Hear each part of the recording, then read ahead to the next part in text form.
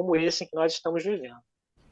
Ontem, Israel realizou uma pequena incursão terrestre na faixa de Gaza. Estamos vendo imagens desse conflito, né? E essa incursão terrestre deu início a um novo momento da guerra contra o Hamas. Essa ofensiva inclui planos de destruir a rede de túneis subterrâneos do Hamas, mas a tarefa não seria nada simples. Hoje o UOL até traz uma reportagem que conta que isso traz uma preocupação grande a amigos, parentes. São cerca de 200 reféns, né, que estimam estar com o Hamas neste momento, e a suspeita é que muitos desses reféns, se não todos eles, estarem mantidos justamente dentro de túneis. Então, os túneis sendo alvo de todo esse poderio bélico dos israelenses, mas há o perigo de que o Hamas tenha colocado também milhares de bombas e explosivos ao longo dos túneis, Sakamoto. Quer dizer, tudo é muito delicado, né? E qualquer passo errado pode trazer consequências severas,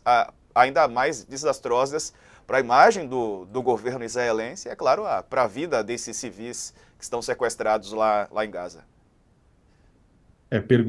Pede para Israel perguntar para os Estados Unidos o que, que eles acham de túneis, na verdade, né? De guerra de guerrilha com túneis, né?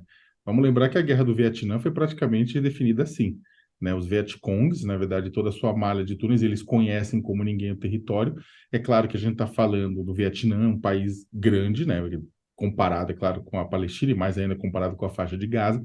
Mas é um inferno logístico, na verdade, né? Não apenas porque pode ter bombas, porque pode ter reféns, porque pode ter becos sem saídas, porque pode ser parte dos túneis, pode ser armadilhas montadas pensando exatamente neste momento de invasão terrestre, né? Então é o seguinte, uma série de razões levam ao fato de que achar que você vai ganhar facilmente e tirar, desintocar essas pessoas sem mortes de civis, sem mortes de pessoas sequestradas, né? Sem baixas significativas para Israel, é um erro. E aí essa é a grande pergunta, né? E aí usando novamente o paralelo com o Vietnã, né? Quando as baixas, né, norte-americanas começaram a ser significativas, né, não foi porque estavam invadindo um país, estavam fazendo guerra com um país e morrendo um monte de gente. Não era isso que pegou, era o fato de que estava chegando um monte de caixão com a bandeira dos Estados Unidos e os filhos dos Estados Unidos estavam morrendo, né? Exatamente por causa desse atoleiro. Então a pergunta é: quanto tempo, ou mais do que propriamente dito, olha, os túneis, conquistar, não, o túnel é um atoleiro. Quanto tempo, na hora que Israel entrar nesse atoleiro, né, o governo Netanyahu se segura? Né? Porque em algum momento o pessoal vai falar: ok, deu, tira ele de lá, bora fazer negociações de outras formas, né? É claro que a superioridade bélica, militar, de inteligência, de tudo de Israel é muito maior do que dos terroristas do Hamas. Só que o que o pessoal tem é conhecimento de campo, conhecimento da estrutura do subcampo, no subterrâneo, né? Uma vantagem tática de conhecer o local, de ter reféns e tudo isso mais. Ou seja, não é fácil, Diego. E ao tentar cavar esses túneis, ao tentar entrar nesses túneis, né, nesses buracos, o governo Netanyahu pode estar cavando sua própria sepultura. E, professor Maurício, o que os antigos, os passados conflitos entre Hamas e Israel trazem sobre essas táticas militares? Uma grande dificuldade de um conflito como esse é que ele é um conflito híbrido. Ele é uma mistura de guerra com contra-terrorismo. Isso torna toda a situação mais difícil, principalmente para a população civil. Se o Hamas fosse um exército, provavelmente esse exército estaria se enfrentando com Israel nesse momento em campo aberto, num deserto, como foram, por exemplo, nas guerras de 67, de 73, que foram guerras também muito sangrentas, mas a maioria dos mortos ali eram militares, né? Pessoas que estavam ali envolvidas naqueles combates. É diferente agora. Então, o Hamas governa a faixa de Gaza desde 2006, que foi a última eleição que houve por lá.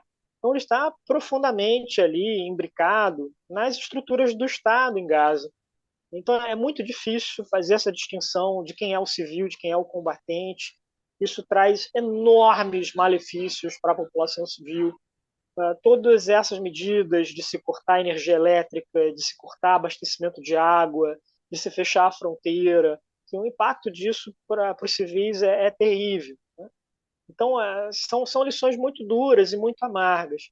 E com todos esses conflitos, com todas essas guerras que aconteceram desde 2005, né, no máximo o que elas conseguiram fazer foi comprar alguns anos de paz e de estabilidade para Israel, mas não muito mais do que 3 ou 4 anos depois de cada guerra, o Hamas voltava, lançava lá uma grande ofensiva. Quer dizer, o que se busca é uma solução realmente de longo prazo, né? Alguma coisa que pudesse resolver o dilema da não criação de um Estado palestino, né? De como o direito de autodeterminação dos palestinos vem sendo negado, porque no longo prazo é só isso que vai garantir uma paz duradoura na região. Mas é sempre muito duro, muito difícil. A maioria dos países apoia formalmente a criação de um Estado palestino, né, o Brasil inclusive, mas muitas vezes esse apoio tem se mantido só no nível da retórica, sem que haja realmente ações efetivas para se tentar mudar essa situação. Pois é, o Sakamoto, professor, você que nos acompanha,